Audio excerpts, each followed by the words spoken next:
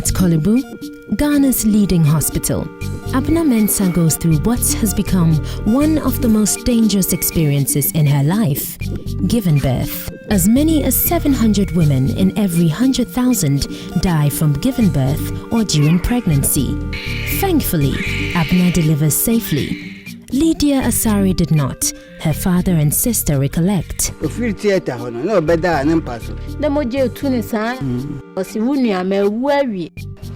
And I met him na nurse for ne buy. So I'm buying on beso muso nipan wo. The one or the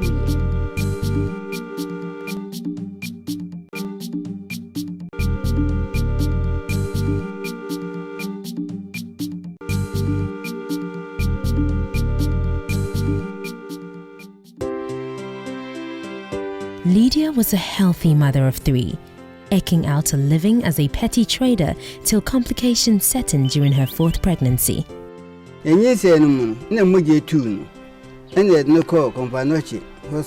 Lydia was rushed to the operating theatre, but there was a problem.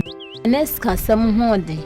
And our nurse nini ba ko be ka chen say, "See pemini ne nkwande a yem first kan fem. Na wo mo nhwe ma no ni nipa kra di ni di kan koye." And so I'm saying scanning honinti. Just because she's a woman and she goes through a certain natural reproductive function, she has to die because she can't access healthcare facilities or because she bleeds. Unacceptable. Maternal death is a very painful event. The rate in Ghana is just too high. Most of the causes are preventable. Pregnancy is not a disease. It's a physiological, normal process that must not lead to death. Who is dying mostly?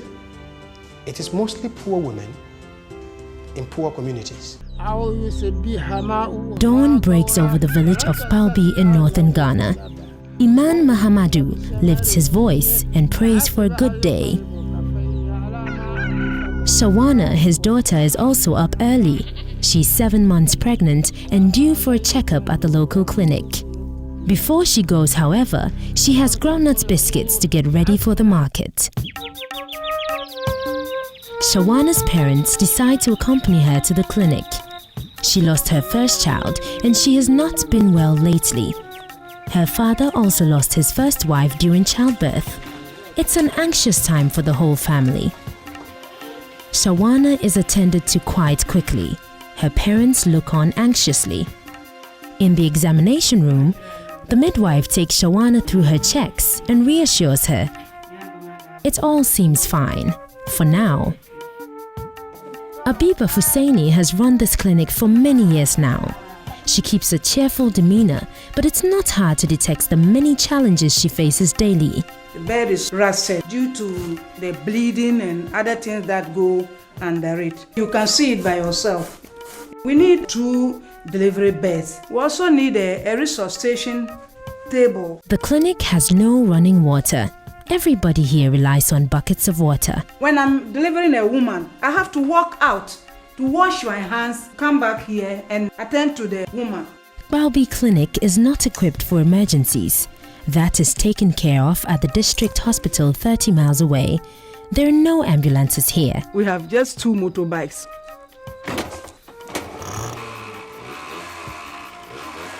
We normally find it tough when we are referring our mothers. Salga Road is bad. We prefer referring our mothers to Tamale. Baba, you write carefully. Sister, you support them. Bye-bye. How was Sanu?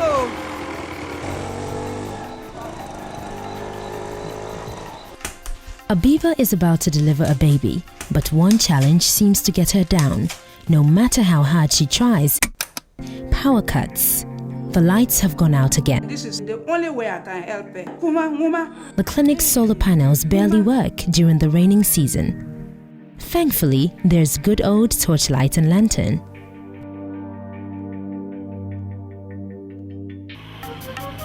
Down the road is Bunjai Clinic.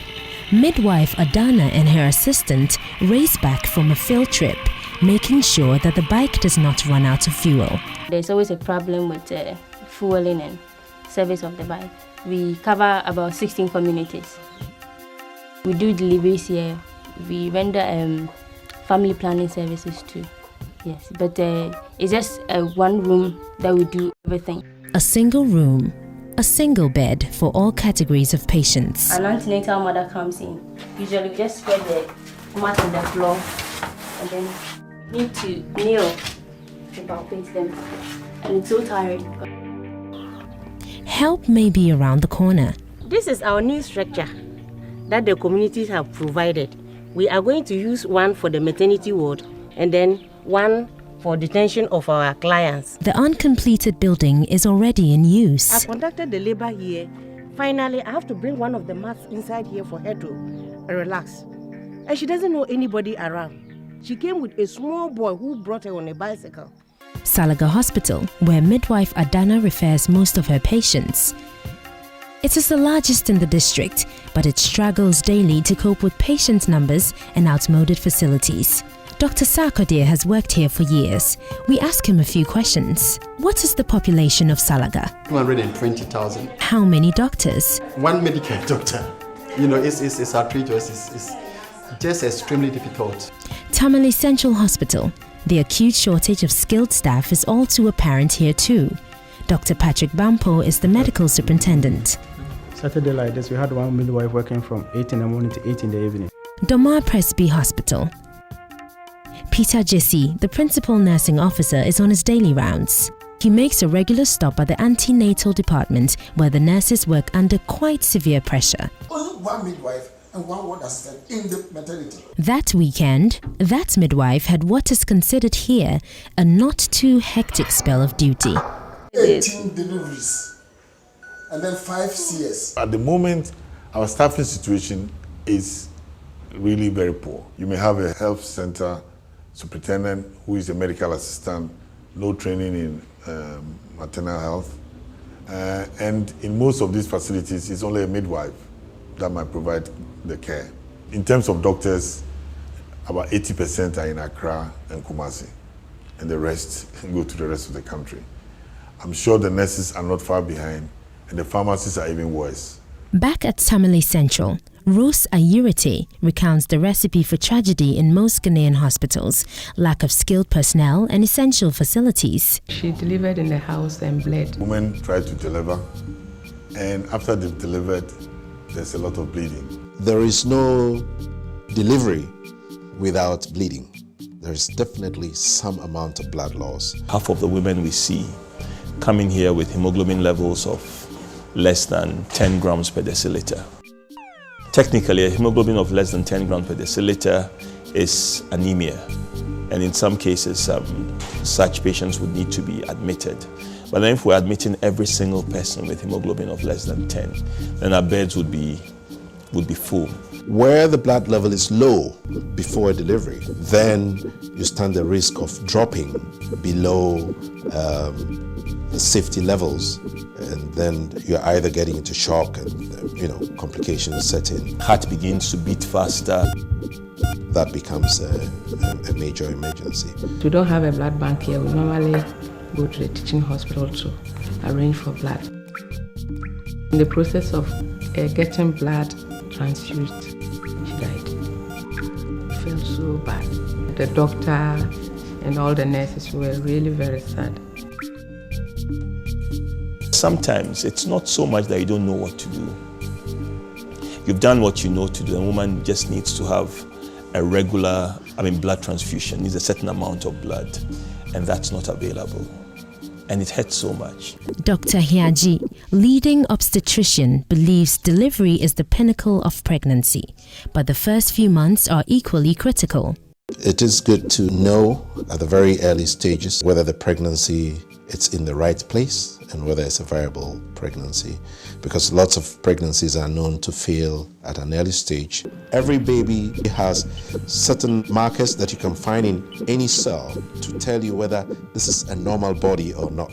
One of the serious complications you can get in pregnancy is pregnancy-induced hypertension or worsening of existing hypertension before achieving pregnancy.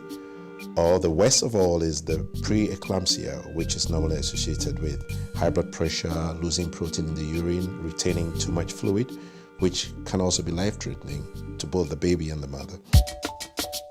We travel again to the north of Ghana, where the vast savanna includes many isolated villages and remote settlements. Access to healthcare is really a problem.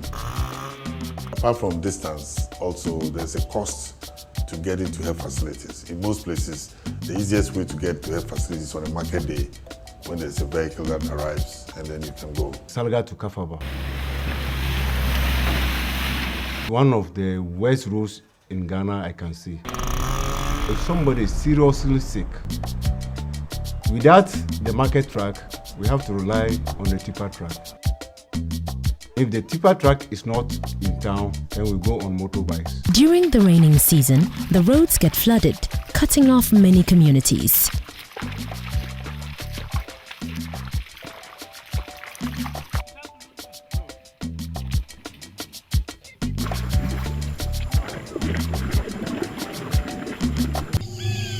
Reaching a hospital during the night is even more daunting. As if by nature designs them, most women tend to have to go into labor and deliver in the night. And at that time, there is really no way to get into a facility. So what would have been appropriate would be for a woman to be able to call for some emergency support. The truth of the matter is that people are taken into health facilities on a motorbike, bicycle, on a donkey cart, even in a wheelbarrow. That's the reality on the ground. Kafaba, an isolated village on the banks of the Black Volta. A pregnant woman is in distress and needs urgent attention. She's rushed across the river to a clinic where midwife Brima recollects a similar case. The woman had been an attendant, and I advised her not to deliver at home. There was no way the woman could have delivered. That notwithstanding, the cloth is spread on the floor and the medications applied only to confirm the obvious. They cannot help. You can't get in touch with anybody from here. The network comes on and off. Everybody's phone is off. On this note, I have to carry this woman on a motorbike. Look at the distance. It's about 20 miles. This woman was struggling. I was also struggling with her. She was admitted, and the following day, this woman passed away.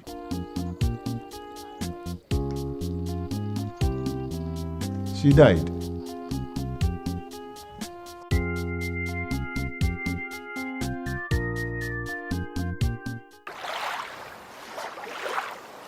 We're on our way to Bongpa, a small farming village accessible only by canoe during the raining season, and the king of these flooded tracks, the motorbike. A village meeting is in progress, and there's one issue on everybody's mind.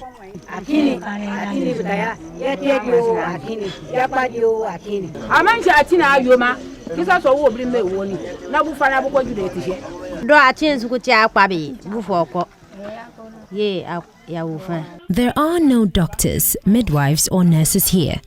It's also the case that most of the women delivered in the village. The honor of delivering children is reserved for older women such as Abiba, Maimuna, and Mariama. Mariama has been delivering babies for over 30 years.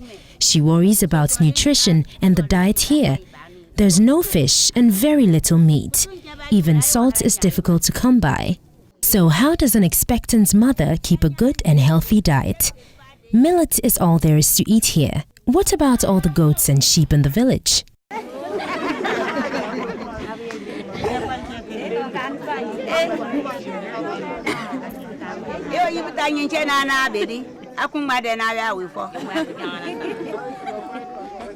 Nutrition is important. For Mariama, however, the difference between life and death for a woman in labor is the time it takes to get her to the hospital. A photograph appears from somewhere and everybody goes quiet.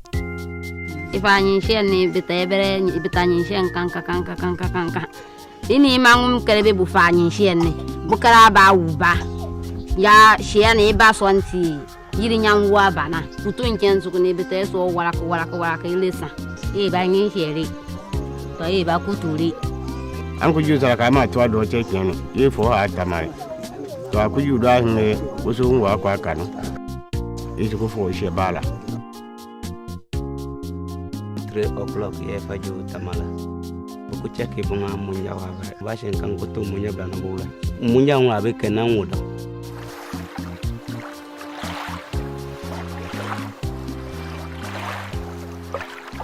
We need to have holding homes to take care of people who are so far away from health facilities. Holding homes can definitely help isolate communities, but one needs the cooperation of local midwives. Their role within health delivery has, however, become controversial. To work or not to work with them is now a major policy dilemma. Professor Binka still thinks they have a role to play under supervision. Charles Abugre goes further. He was part of the team that piloted a new health model in northern Ghana during the late 1990s. The focus was decentralization, working with the community's own resources. The greatest health resources of the local community are those who provide informed health services informally. In the case of reproductive health, it was traditional midwives and attendants. The role that this program gave to traditional midwives and attendants was not simply delivery. They were to act as a focal point for community health care. In the Brong-Ahafo region, we met a traditional midwife who certainly did more than deliver babies. Grace Ameya specializes in traditional medicine, a craft she studied from her mother.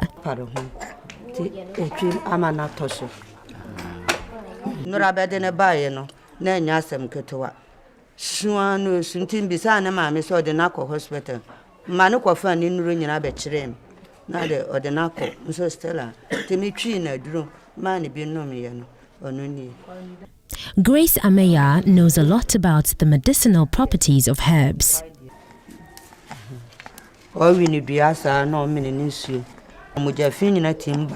She complements the health service in the district with her specialist care to her clients.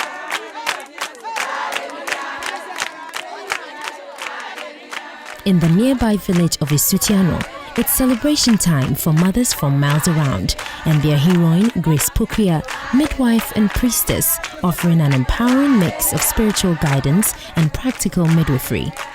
Their mutual respect and trust build into confidence, which makes all the difference during delivery.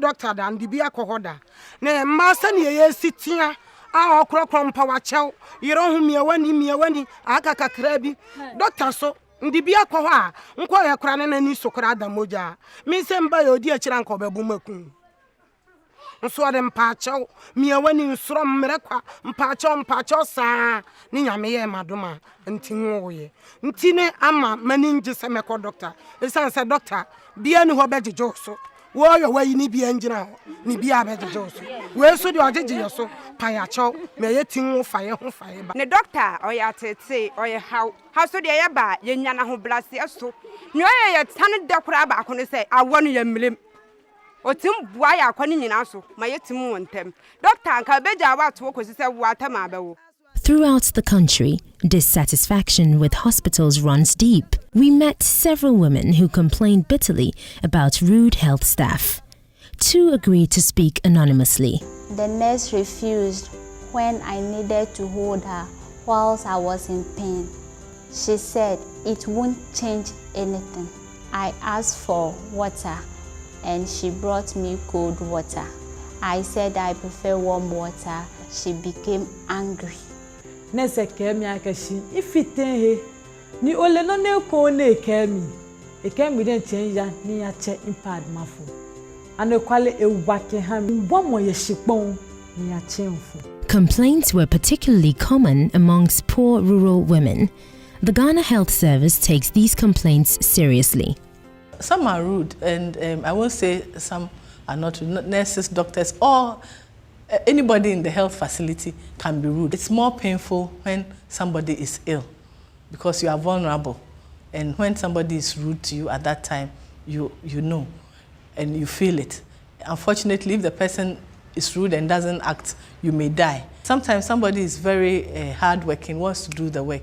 If they don't have what it takes to do the work, they get frustrated when the numbers are too many. The National Health Insurance Scheme was introduced in 2003 and now offers free maternal care. Significantly, this excludes the many women who still prefer to have their babies delivered at home. I'm a doctor. It's an cover. Mba song insurance and cover. And Timoni Mwaka Krebia Modebe Boy say insurance ni betima cover Amayana. The number of pregnant women attending hospital has, however, increased. We have very good antenatal coverage. 90% of them come at least once, and over 60% come 4 times during pregnancy to the antenatal clinic. When it gets to delivery, the proportion drops, so many of the women are delivering at home. Most women are being delivered by traditional midwives, but the lack of institutional support is putting the lives of many women at risk. We went to Cape Coast in the Central Region to speak to Dr. Jejo, the Assistant Regional Health Director. When there is no problem, the first place they go, in most instances, is either a relative or to a spiritual guardian. Madame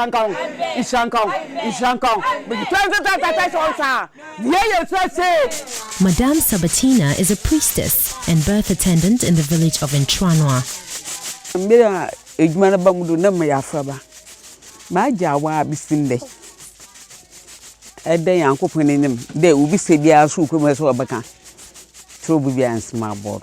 Recently, the regional health authorities instructed Madame Sabatina to stop delivering babies. Perhaps reluctantly, because she feels she's letting down her community.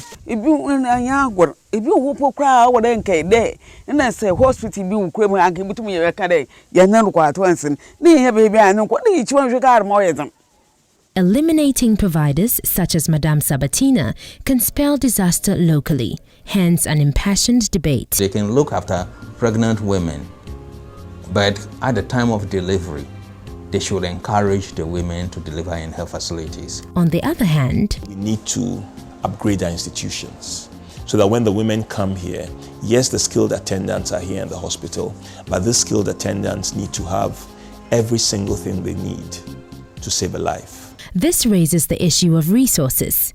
Ghana Health Service is grossly underfunded. The estimated per capita expenditure rose from $6.9 in 1997 to $23 in 2006, but it's still below the World Bank's recommended $30 to $40 required to deliver the minimum package of health services. We left the Central Region with tough dilemmas, begging to be resolved in order to save lives.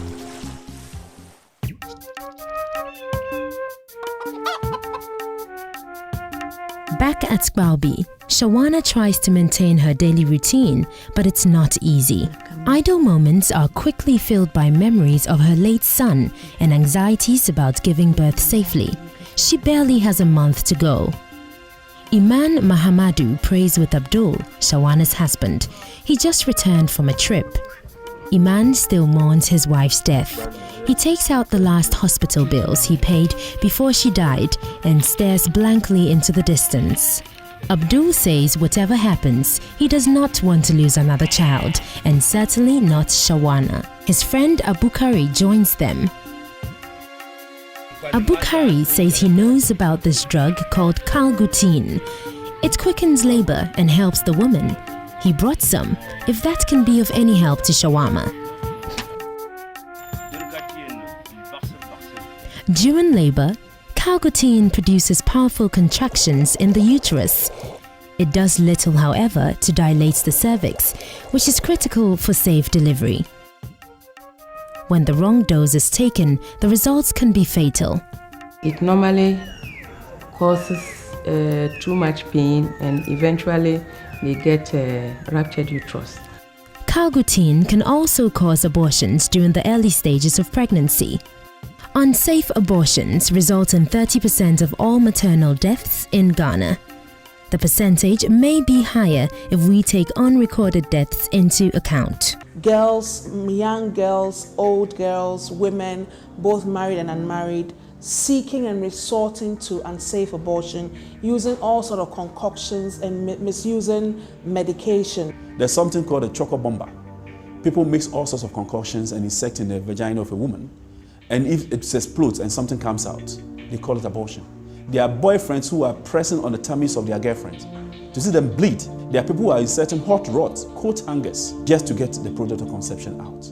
If fatalities from unsafe abortions are so high, why is there not a public discussion about it? Ghana being a very religious country, we don't want to talk about abortion issues. In Kumasi, however, we met a group of young women prepared to break the taboo of silence and talk openly about the myths surrounding how to terminate unwanted pregnancies.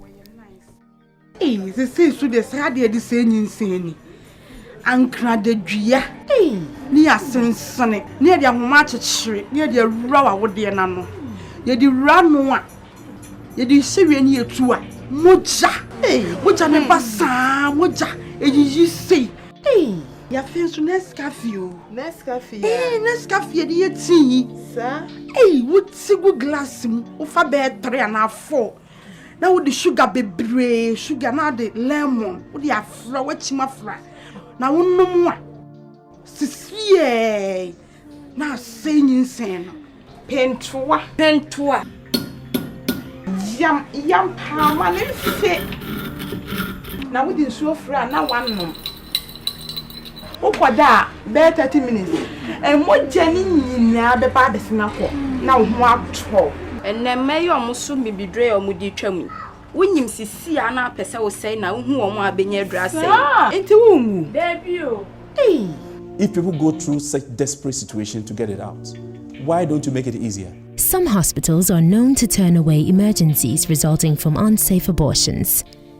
It's not good enough to shout on the person and send the person away to go to a quack who is very nice and open and will do it only to find the person back now in a very bad situation, getting ready to die. People are using their own values to judge others.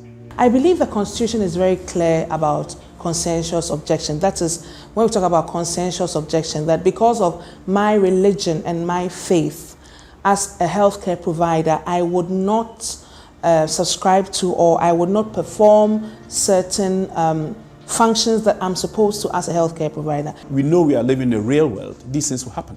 People will make mistakes in life. Deaths from unsafe abortions can be reduced by family planning and an effective reproductive health campaign. Personal choice is important, and a range of family planning options are available. Alliance for Reproductive Health Rights, based in Accra, coordinates advocacy groups across the country. Ghana's official figure for maternal deaths has been disputed for many years. Sometime in the early 90s, we came up with a figure of 214 maternal deaths per 100,000 births. And it was quite strange because everybody else around us was around the 600, 800, and 1,000. And all of a sudden, we were a kind of an oasis of very good maternal care. We estimated the maternal deaths in Upper East region to be about 800 maternal deaths per 100,000 births. The same year, the Ghana Statistical Service conducted the study and had this national average of 214. And in fact, the estimate for Upper East region was close to the national average. Reducing maternal deaths is critical to achieving the United Nations Millennium Development Goals.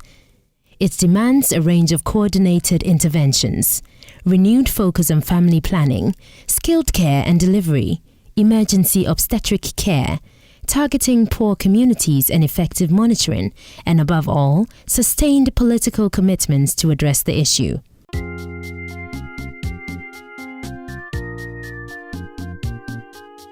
The Asaris leave home for a familiar but painful destination.